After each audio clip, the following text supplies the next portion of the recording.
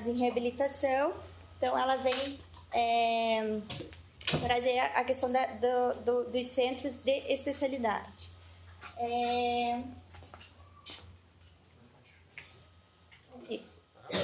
Posso aqui?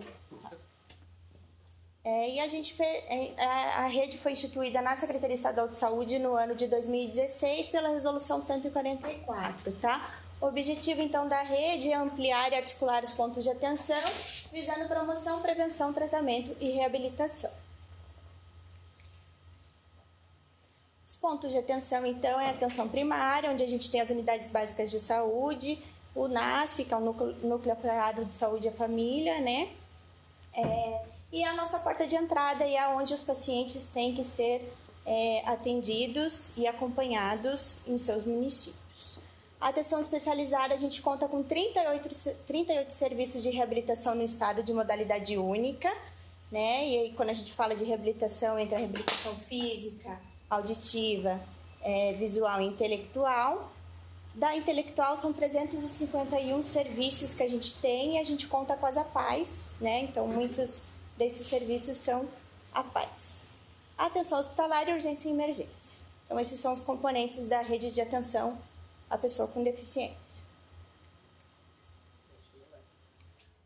Então, aqui eu trouxe onde estão os nossos pontos de atenção no estado do Paraná. O estado do Paraná é dividido em 22 regionais, né? E a gente não tem pontos de atenção em todas as regiões, mas todas as regiões têm suas referências. Então, aqui eu trouxe para vocês verem onde estão os pontos de atenção de reabilitação física. Aqui, reabilitação auditiva. Tá ruim, né, essa imagem. E aqui os pontos de atenção de reabilitação intelectual, que a gente tem, né, um grande número aí de centros de reabilitação intelectual. Falando propriamente das doenças raras, então, eu trouxe alguns dados que a gente tem, mas são dados que são estimativas, né? A gente não tem dados, na verdade, na literatura para embasar os nossos trabalhos, então a gente trabalha com as estimativas. Considera-se, então, pela Organização Mundial da Saúde, que 65% das pessoas têm doenças raras a cada 100 mil indivíduos. Existem aproximadamente 8 mil doenças raras já conhecidas e 8% da população mundial tem algum tipo de doença rara. 11 milhões, estima-se que 11 milhões estão no Brasil, né? Que 11 milhões de brasileiros têm alguma doença rara. 75% dessas doenças afetam crianças, né? E 30% das pessoas com doenças raras morrem até 5 anos de idade. As doenças raras, então, elas são divididas em 2 eixos, né, de origem genética, 80% delas, e 20% de fatores ambientais, como infecções.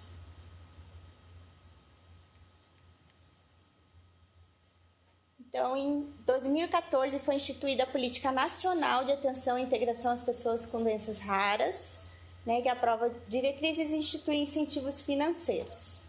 A Política Nacional. E o objetivo da política é reduzir a mortalidade, reduzir a morbimortalidade e manifestações secundárias e melhorar a qualidade de vida. Para isso, como ações prevêem prevenção, promoção, detecção precoce, tratamento oportuno, redução das incapacidades e cuidados paliativos.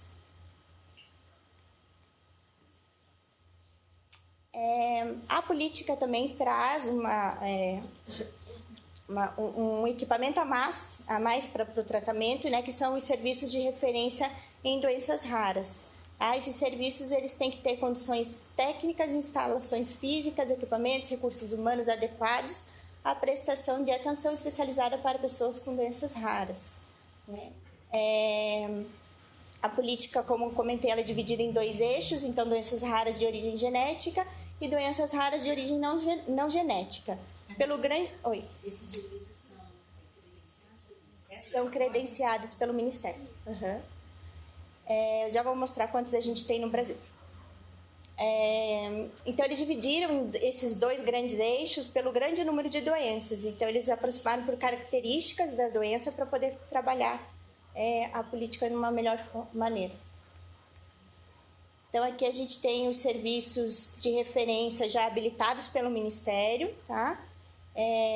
Alguns serviços são de referência nacional, alguns são de referência estadual e alguns são de referência municipal, isso depende da gestão, né, do que foi pactuado. Curitiba, nós temos o Hospital Pequeno Príncipe como referência. Falando um pouquinho de diretrizes e protocolos, então a Lei Federal 12.401, de 28 de abril de 2011, dispõe sobre assistência terapêutica e incorporações de tecnologias em saúde no âmbito do SUS.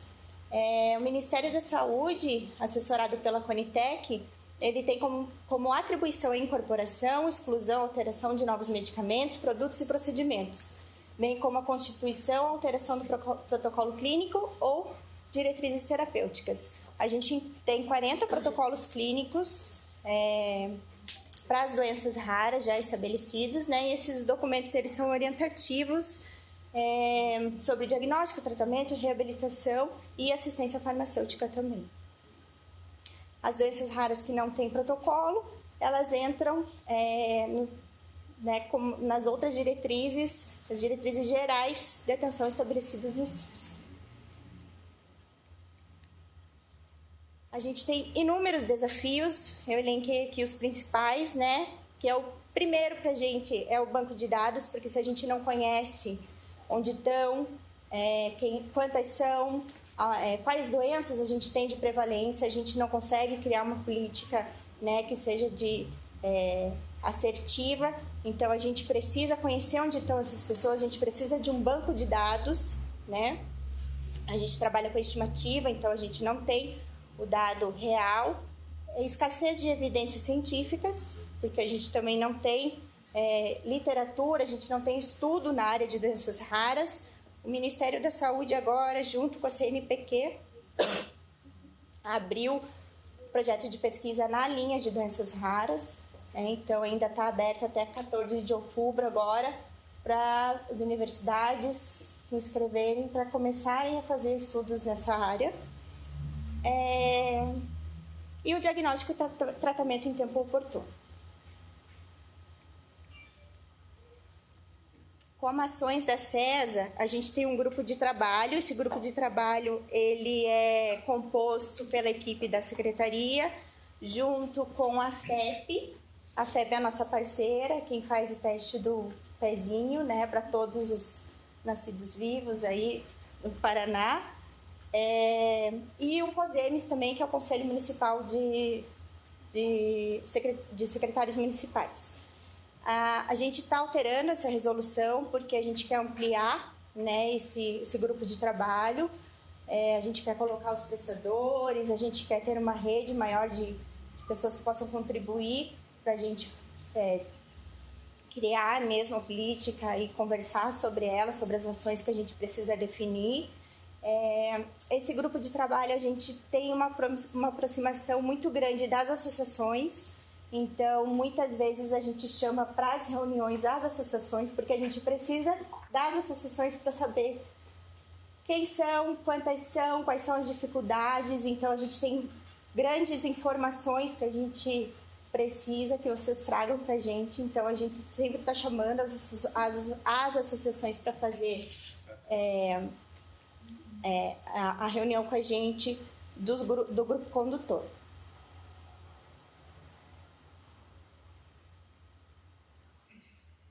Eu trago também o teste do pezinho. Então, o teste do pezinho é uma ação de prevenção, mas ela é apenas uma triagem, né? Depois que a gente tria, a gente tem que garantir diagnóstico e tratamento para essas crianças.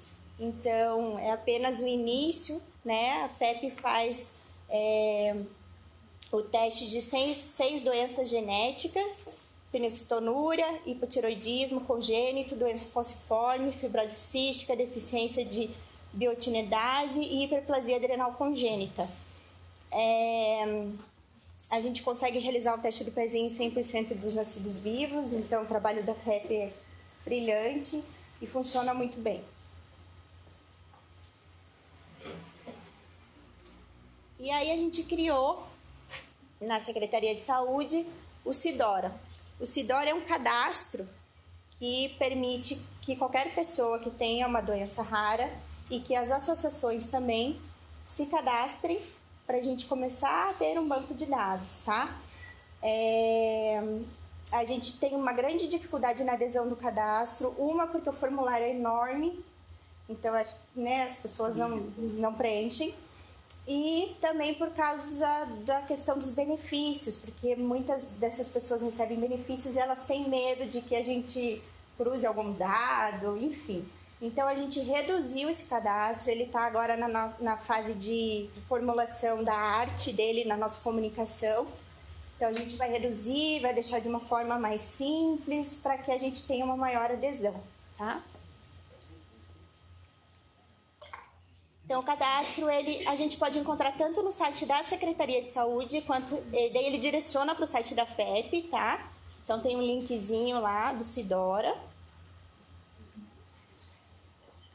Hoje a ficha é desse jeito, então elas são 2 folhas, né? E é bem extenso. Vai ficar uma única folha do tamanho de um folderzinho, assim, só com as informações essenciais.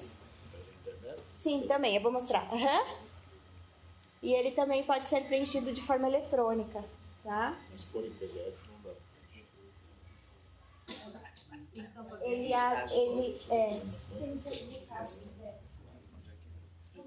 Não, mas ele abre para preencher, tá? Através do link. Pode fazer.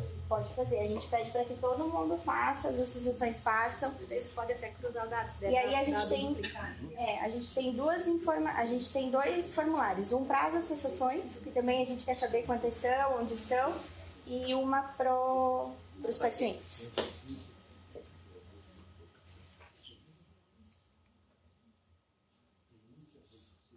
Então, o objetivo do cadastro, né, é a gente saber fazer o mapeamento, saber onde estão essas pessoas, né, para daí a gente criar políticas mais efetivas para trabalhar com as pessoas com síndromes raras, doenças raras.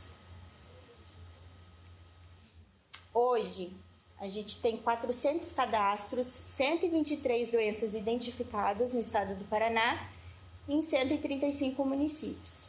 As doenças de maior prevalência é a fenilcetonúria, deficiência de biotinidase e osteogênese imperfeita. Lógico, né? São as associações e as pessoas que já se cadastraram. Então, não significa que são as de maior prevalência, mas são o que aponta, né, no nosso cadastro. E é isso, gente. Aline, deixa eu perguntar uma coisa. Você pode contar para o que o Estado tem protocolo já de doença rara? Eu sei que alguns têm. Tem para fibrose, tem para... A nível de Estado, não. A gente tem do Ministério da Saúde. Vocês, né? Não, a gente tem tanto o Ministério da Saúde quanto uma complementação. A complementação de vocês, né? O principal. Ele é do Ministério. E a gente... são protocolos nacionais. E aí a gente tem uma complementação com a parte da suplementação nutricional para a fibrose cística. E lá no começo a gente tinha 18 medicamentos, depois vieram para a ativação até a atenção primária. Então era uma lista que em 2000, quando foi feito até um TAC com o Ministério da Saúde, com o INP, era uma lista maior, e depois esses medicamentos foram sendo padronizados. Virou praticamente hoje no Rio Grande do Estado a suplementação nutricional, mais 2 antibióticos, tobramicina e colimicina, é isso, né? Tobra e coli, e que hoje tobramicina está sendo padronizado pelo Ministério da Saúde também. Mas fenilcetonúria é um protocolo nacional, a biotinidase também. Né? Dos 6 do teste do pezinho tem protocolo nacional? Biotinidase sim, fenilcetonúria sim, fibrose cística sim, qualquer outra. Todos têm. Também tem. Mas, por exemplo, a gente tem, mas todos têm. Esses aqui tem. hipotiroidismo é o mais simples, doença muscular também. Esses todos têm protocolo nacional. Tem protocolo. Sim. A gente tem, por exemplo, dentro do componente especializado, protocolo para doença de Gaucher, por exemplo. A gente tem 50 pacientes no estado, mais ou menos, com doença de Gaucher. Então, tem tem vários dos protocolos do componente são destinados à doença rara pela incidência que aparece ali. E às vezes vem uma pergunta assim pra gente, lá também, né? Quantos pacientes, quantos protocolos tem, quantos pacientes vocês tratam com doenças raras? Pensa que você tem 8 mil doenças raras. É uma pergunta muito... A gente pergunta de qual doença rara você está falando. Para poder saber se a gente tem paciente ou cadastrado no componente ou mesmo atendido de forma judicial. O que é fenilcetonúria? Não sabe? Uma enzima que vai metabolizar o... Faz uma dieta especial. Dieta E a especial. FEP For diagnosticado, ele faz fornece. alteração neurológica grave. Como isso hoje que específico, Dessas crianças. Dessa, sim. O teste da específica é maravilhoso. Eles estão em campanha para fazer o teste do pezinho ampliado, né? Faz parte do grupo de doenças raras que eles fizeram na Existem algumas conversas já nesse sentido. Eu não sei se vai ampliar para todos, mas a ideia é que a gente amplie para pelo menos as doenças mais prevalentes que a gente já tem tratamento, conhece. né? E tem tratamento. Tratamento precoce. Porque não é nenhum problema de realizar o teste, porque a FEP fica bem, tem maquinário, né? E tem maquinário específico, tem o kit, eles têm as condições de realizar. Mas a partir do momento que a gente cria e que a gente tem que garantir diagnóstico e tratamento, né?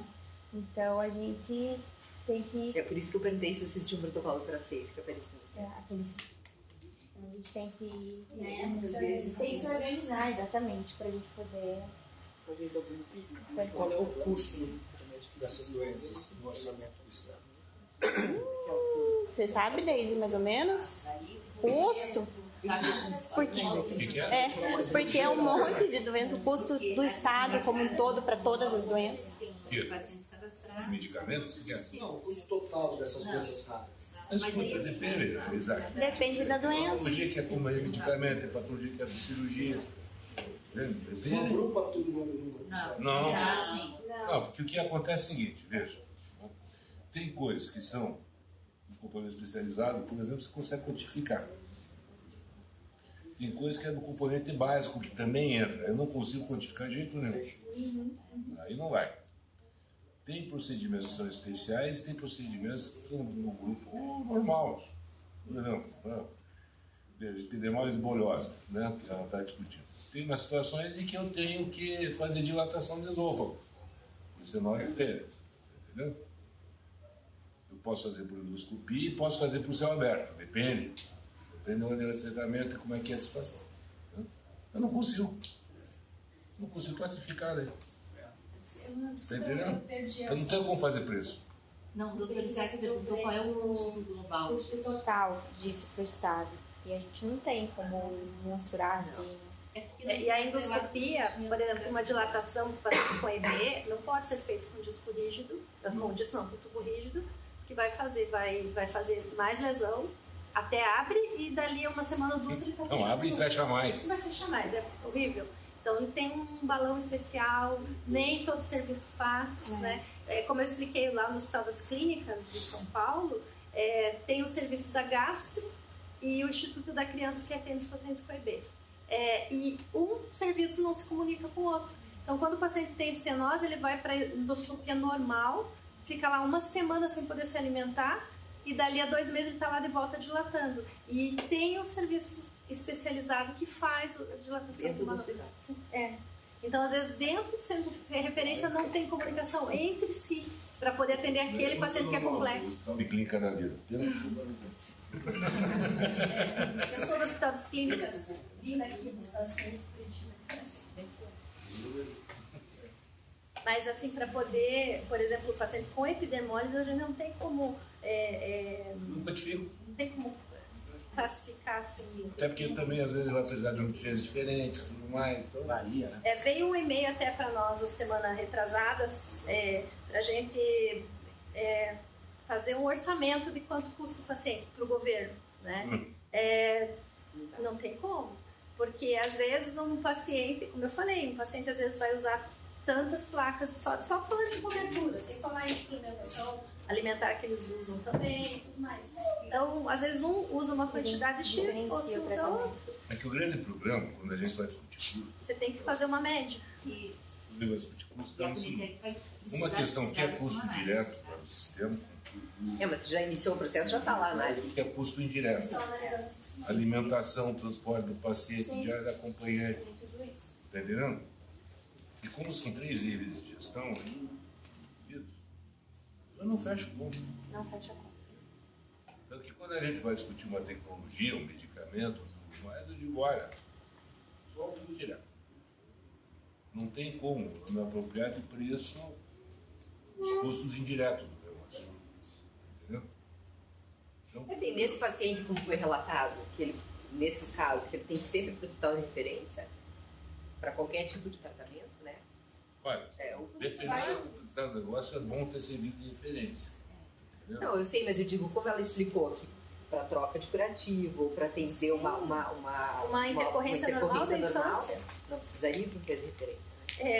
Eu converso com uma paciente que é adulta, ela vai na unidade de saúde, ela tá lá, teve uma candidíase vaginal, né? Chegou no ginecologista, não tem como conseguir a consulta na unidade de saúde.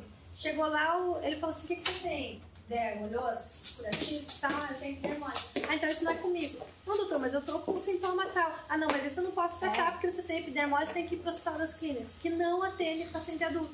Fala, Deve ter imunização da família, que essas cagadas de imunização da família. sabe? Então, assim, quando fala doença rara, eles mandam pra frente. Mas isso acontece com os pacientes com doença falciforme, exatamente. Não. A gente tem discussão disso direto. Então, acho que falta observar. Na atenção básica. E tem que capacitar, né? Tem que capacitar. Tem que capacitar. E é uma capacitação externa, porque eles mudam muito os equipes, muda muito. Então a gente tem que fazer eternamente. É que a ideia é quando a gente faz epidermose, as bolhas, o médico tem medo de tocar no paciente e vai fazer bolha. Então quando percebe que você pode fazer, você pode abraçar, você pode segurar a criança, tal, não vai fazer bolha, eles perdem o medo. Mas tem que capacitar. Tem que capacitar. Instrução, treinamento. É isso. Desde a base.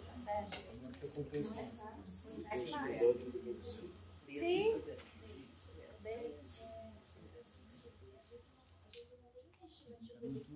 E é mais alto aqui, a gente não está ouvindo. Você trampolim Eu acho que eu vou sentar lá.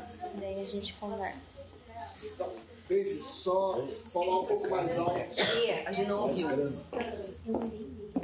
Não, me pergunta pra Daisy foi se